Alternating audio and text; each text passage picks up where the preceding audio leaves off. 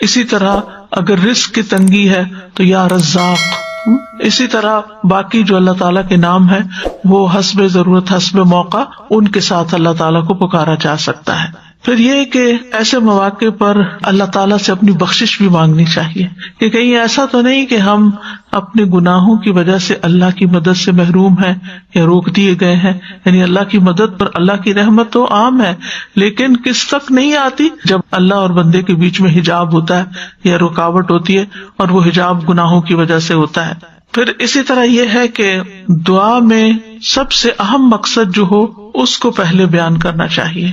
یعنی جیسے انہوں نے فساد پھیلانے والے لوگوں کے مقابلے میں اپنی حفاظت، نجات اور اپنے دین کی حفاظت کی دعا کی، اور پھر یہ کہ دعا میں بار بار اللہ تعالیٰ کی صفت ربوبیت کی تکرار بھی کی جا سکتی ہے.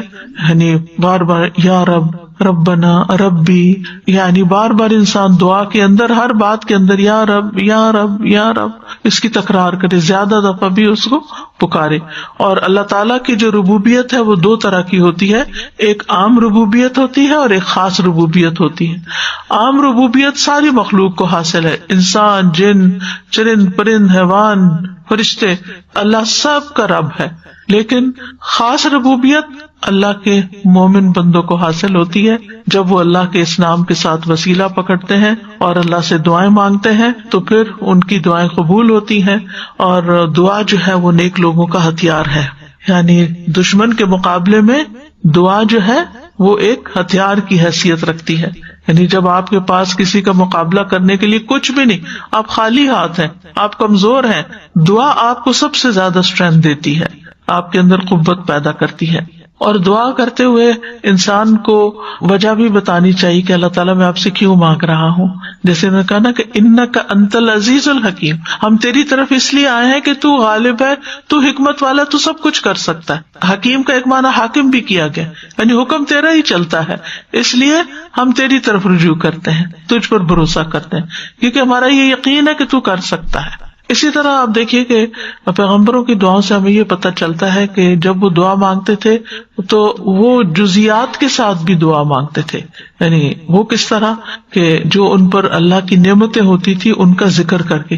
مثلا یوسف علیہ السلام نے دعا مانگی، ربی قد آتیتنی من الملک وعلمتنی من تأویل الاحادیث فاطر السماوات والارض انت ولی فی الدنیا والآخرہ توفنی مسلما والحقنی بالصالحین. اب اس میں آپ دیکھیں دو چیزیں ہیں.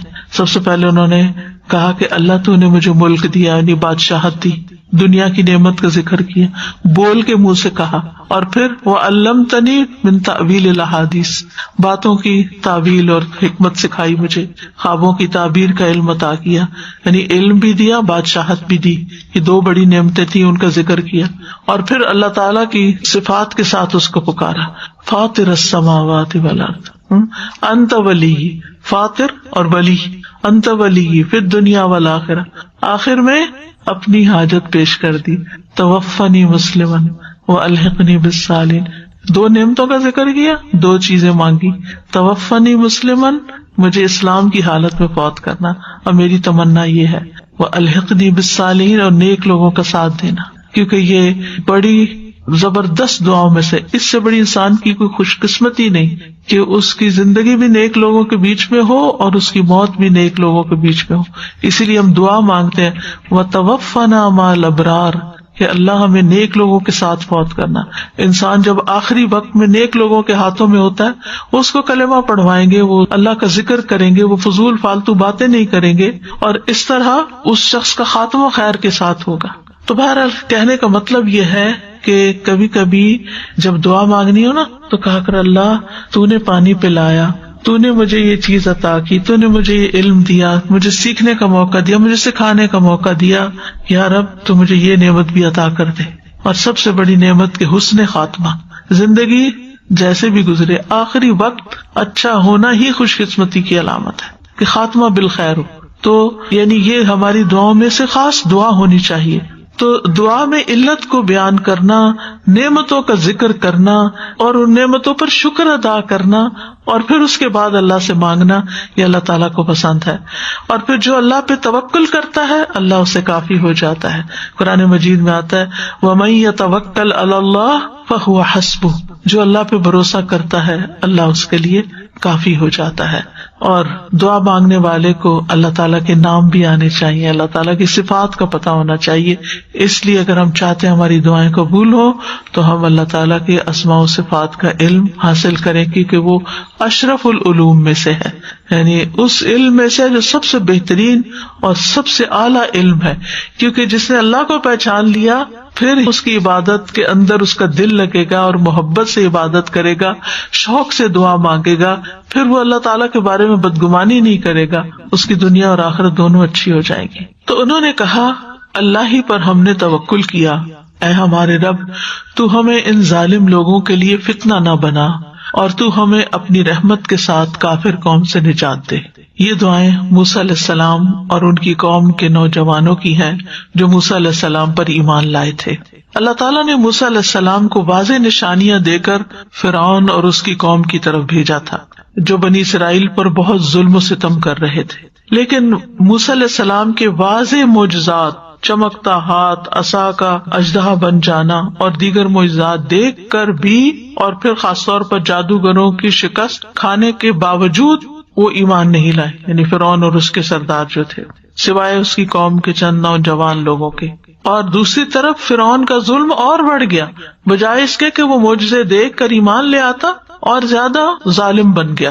تو بنی اسرائیل نے موسیٰ علیہ السلام سے شکوہ کیا کہ آپ کے آنے سے پہلے بھی ہمیں اذیتیں دی گئی، ہم سمجھتے تھے کہ آپ آئے ہیں اب ہماری نجات ہوگی، اب پھر ہمارے اوپر فتنہ آ گیا ہے، مصیبت آ گئی ہے. تو موسیٰ علیہ السلام نے ان کو صبر اور توکل کی تلقین کی کہ اگر تم واقعی مسلمان ہو اور تمہارا یہ دعویٰ ہے کہ تم اللہ پہ ایمان رکھتے ہو تو پھر اسی پہ بھروسہ کرو، وہ ضرور تمہیں نجات عطا کرے گا.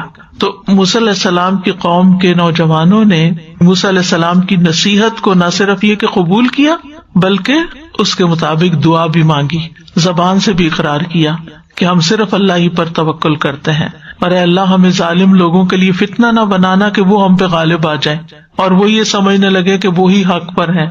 کیونکہ ظالم دشمن جب غالب آتا ہے تو وہ اپنے آپ کو جسٹیفائی کر لیتا، اپنی کامیابی کو وجہ سمجھتا ہے اپنے حق پر ہونے کی، ٹھیک ہے، کہ میں ہی حق پر ہوں. تو انہوں نے کہا کہ یا رب ہمیں ان کے ہاتھوں عذاب نہ دے اور اس کافر قوم سے نجات دے. تو یہاں بھی آپ دیکھیں کتنا زمانی فاصلہ ہے ابراہیم علیہ السلام اور موسیٰ علیہ السلام کے بیچ میں، لیکن کتنی سملیرٹی ہے دونوں پیغمبروں کی تعلیم میں اور ان کے ماننے والوں کی دعاؤں میں. تو پیغمبر جو ہیں وہ اپنی قوم کو ہمیشہ توکل کا درس دیتے ہیں، اور یہ ایک حقیقت ہے. اگر آپ مسلمان بن کے جینا چاہتے ہیں نا تو یہ پاسبل ہی نہیں کہ اللہ تعالیٰ کی مدد کے بغیر کر سکے، کیونکہ دنیا میں بہت مشکلات ہیں، گھر کے اندر بھی ہیں، باہر بھی ہیں، مخالفتیں بھی ہیں، بہت کچھ ہے. تو جب آپ کا اللہ تعالیٰ کے ساتھ ایک مضبوط رابطہ ہو جاتا ہے تو پھر آپ بے خوف ہوتے ہیں، پھر آپ امن میں آ جاتے ہیں، پھر آپ پرسکون ہو جاتے ہیں کہ کوئی ہے جو میرے معاملات کو دیکھ لے گا. امام ابن قیم کہتے ہیں کہ اللہ پر توکل کرنے کی دو قسمیں ہیں. نمبر 1 دنیاوی حاجتوں کے حصول اور دنیاوی تکلیفوں کو ہٹانے میں اللہ پر توکل، یعنی دنیا کی کوئی مشکل ہے تو اس کے لیے آپ اللہ کی طرف رجوع کریں. دوسرا ہے اللہ کی پسند اور رضا کے حاصل کرنے کے لیے اللہ پہ توکل کرنا، کہ اللہ سبحانہ وتعالیٰ کی رضا حاصل کرنے کے لیے اللہ کی طرف رجوع کرنا. اب اس چیز کو حاصل کرنے کے لیے جس کو اللہ پسند کرتا ہے، یعنی ایمان میں ترقی ہے، یقین میں اضافہ ہے، اسلام کی طرف دعوت ہے، عبادات کو بہترین طریقے سے کرنے کی توفیق ہے، تو یہ ساری چیزیں اللہ سبحانہ وتعالیٰ ہی کی توفیق سے ہوتی ہیں. تو دونوں صورتوں میں انسان کو اللہ کافی ہو جاتا ہے. یعنی جب بندہ اللہ پہ توکل کرتا ہے جیسے کہ توکل کرنے کا حق ہے تو اللہ اس کو کافی ہو جاتا ہے.